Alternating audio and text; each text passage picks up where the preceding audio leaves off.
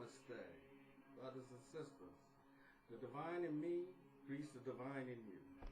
Welcome to another Magick La Croix production brought to you by the Magical Elite Supply Shop.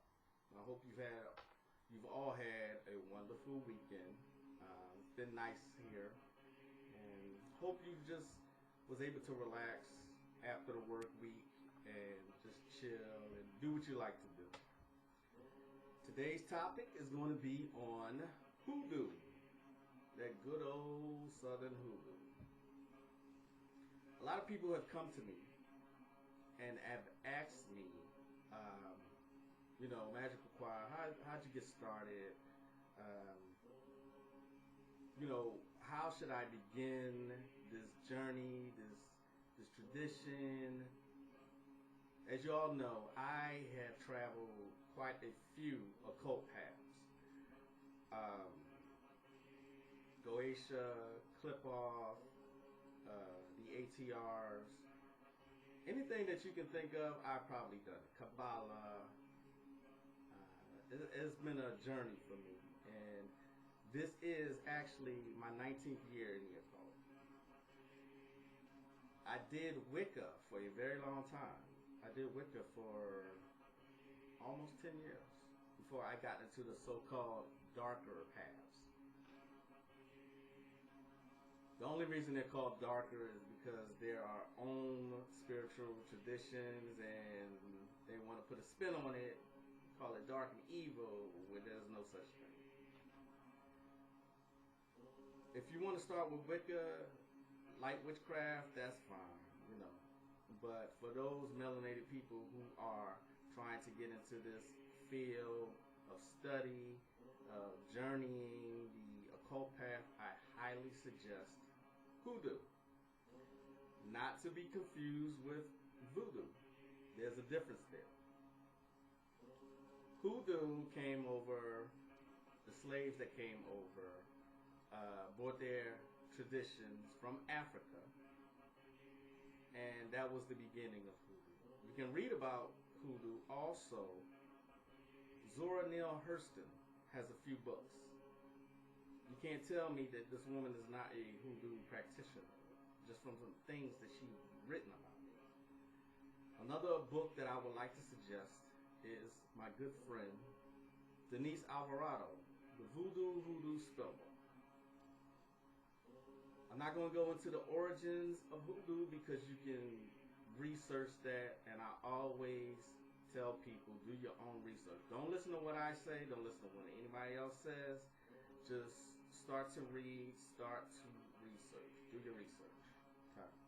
Another book I also want is a really good one called Voodoo and Hoodoo.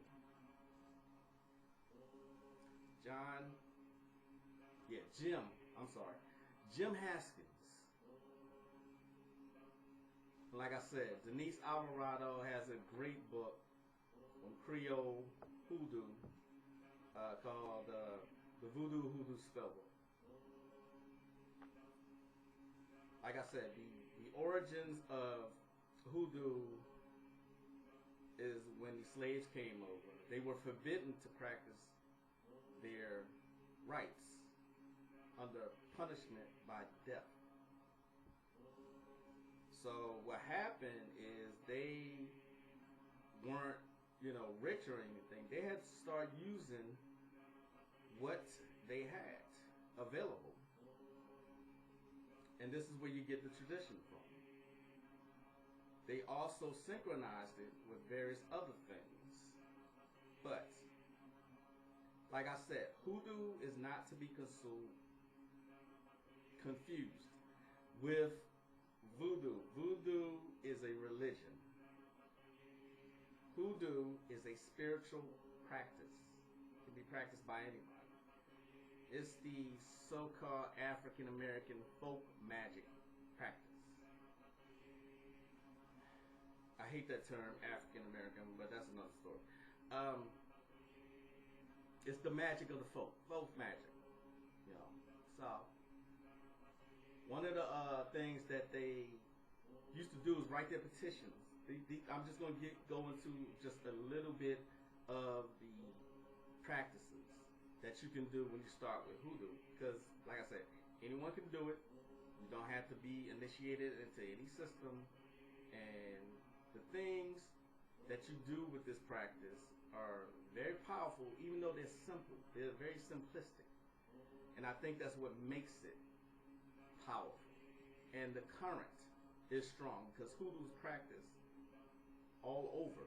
And it's very powerful. So tap into that. One of the things that that the slaves used, they couldn't get a hold of stuff, but they would use brown paper bags and write their petitions on them. Like so. Brown paper bag. It looks like it's a lunch bag, pretty much. And they would write their petitions on it, and they would dress the bag and do certain stuff with it. You can find these lunch bags anywhere. Any supermarket, any Walmart, real cheap. I keep a supply of this so that when I get, when I want to do some Hoodoo, this is what I use. Of course, you have your candles, and I believe I went into this with my basic candle magic, where use candles. Candles are used a whole lot in Hoodoo, and what you can do is you can actually write your petitions or whatever saint or loa that you are petitioning on that. And you also use various herbs, and you can use crystals, stones, powders, and not to dress the candle, not the powders to dress the candle. I'm getting ahead of myself, but that's one of the things that's used. The various powders, the various oils. Use the oils to dress the petition paper and also candles. And once again, this is an African-based folk magic. It was synchronized with Catholicism. So in Hoodoo, you'll see various saints are petitioned. Why? Why is that? That is because the slaves had to hide their traditions behind the saints. Many of the slaves were forced into Catholicism. So they would take a saint that closely resembled one of the loa of Haitian voodoo, and they would synchronize it, and then they would work their practice that way so that they couldn't be discovered. It was synchronized not just with Catholicism, but there are elements of European witchcraft and Catholicism and Kabbalah. So it's like a smorgasbord of various traditions that's used in Hoodoo. Trust me, it works. Another one of the tools that's used in Hoodoo is voodoo dolls, which is a form of talismanic magic. Now, a voodoo doll is created to house a spirit or a house. Yeah, I'm sure you've heard about the voodoo dolls and how they're used for sympathetic magic. These work. Sometimes the dolls were stuffed with petition paper, powders, and herbs, and it was used to represent a deity or a person. Very powerful magic. Very powerful. You also have the Gree bag, spelled G-R-I-S. G-R-I-S, G-R-I-S. I know it looks and it's spelled like it should be saying gris or something like that, but it's called Gree, like G-R-E-E, a Gree bag. What this is a spell or a charm bag that you can carry on your person, put it on your altar, put it in your bedroom, whatever you need it for. I have one here. Traditionally, a Gree bag is used What's used is a red felt bag, a little bag. But I'm just going to show you one. I don't have one available. I didn't bring one with me, but I have a money bag here. It was yellow, but this stays on one of my altars. That sigil that you see is the Sumerian sigil. This stays on one of my altars. This is typically what a gree bag is, usually red, and it's dressed also. The outsides are dressed with, like this for instance, was dressed with a money oil, a money drawing oil. The sigil is created, and I have some herbs, powders, and stones in here. Okay. One more time, I'm going to say this again. Voodoo is a religion. Hoodoo is a spiritual system. Southern black folk magic. Now, also what's used, the Bible itself, for many of you Christians out there, the Bible is used as a talisman. And the use of Psalms is used heavily in Hoodoo. What was I say there? The use of Psalms, and like I said, is used as a talisman as well. Another one would be like laying tricks. And what I don't mean is sleeping with a prostitute or something like that. That's not what I mean by laying a trick. Laying a trick is like is foot track magic. Like, for instance, this was years ago, a woman was having problems with a neighbor of hers, and she wanted to get her to move. So I said, okay, here's what you do. You get some hot foot powder. And this, you can find this in any botanica, but you can also make your own. And you get the hot foot powder, which is used to clear somebody out from a place. I said you also use some crushed red ants. I know that sounds morbid, but it works. I think the elements of the fire ants is really hot. But I made my hot foot powder by using cayenne pepper, red pepper, black pepper, red pepper, and some fire ants. That doesn't sound, like a doable thing, but it really is. And you can get this from any botanica, or you make your own. Another element of Hoodoo would be a spiritual bath. You can put oils in your bath, but be careful. I made the mistake of using Van oil and some other kind of oil in my bath, and let's just say various body parts were stinging after that. You got to be careful what you use, but they come ready-made also at any botanica. And but this is just to cleanse your aura. I've already given out that bath before, where you use ammonia, bleach, sea salt, and vinegar, and lemon juice. I gave that bath out before. I do that once every other month. That's just to clean my aura. But, like I said, do your research. There are other baths that you can take besides that one.